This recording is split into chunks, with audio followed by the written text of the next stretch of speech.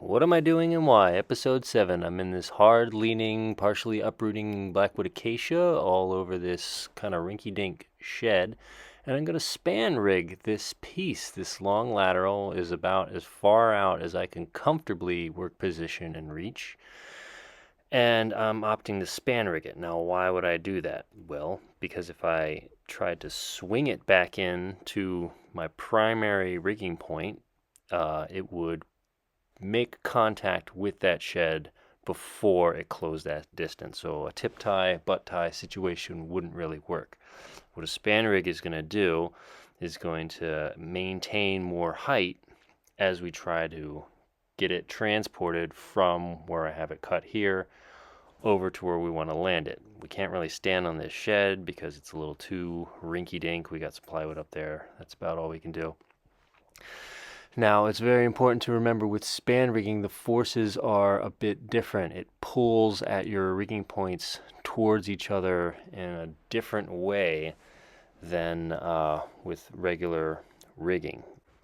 The steeper and more tense the rope is between the two anchor points, the more force it's going to generate at those points when the force is applied from the load.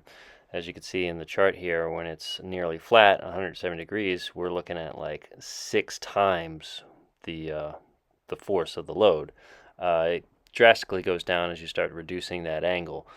And this is the reason that I never want a negative rig into a span rig, because presumably the line will be flat, so a high degree at 170 degrees or around something like that, and it's already going to be 6 times whatever it is that you dump into it. So if you're dumping from overhead of the line, negative, like example, negative rigging into it, you're already going to exponentially be creating more force on the line and the anchor points.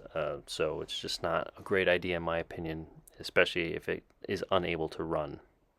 So that wasn't really the case here, but still, it's a decent sized piece. So I'm using my aerial friction device here to catch the load and dissipate that force on the span rig because we couldn't let it run. And then because this is nice and midline attachable, I can easily pop it out of there and it's going to turn to the tagline that they're going to use to pull it. Now when they pull it, because it is essentially just tied on to this span rig, which will almost like a high line between 2 points, they'll use that pull line to kind of move it with the pulley, like almost like a trolley sort of thing.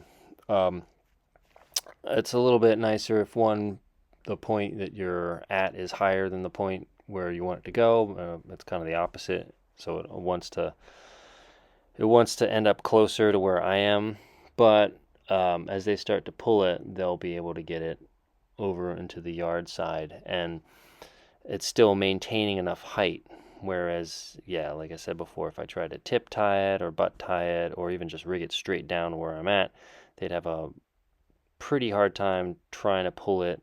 At least you'll see when it starts to get pulled, it starts to shuffle along that line because that span rig is helping it maintain the height a lot better than 2 rigging points would have, or just a single rigging point would have been a lot more work for them, and it goes relatively smooth there. Yeah, and this is all kind of like a pretty funky shaped situation, so calls for a little creativity. Span rigs can be your friend when the work is below them. Don't negative rig into a span rig unless you can let it run.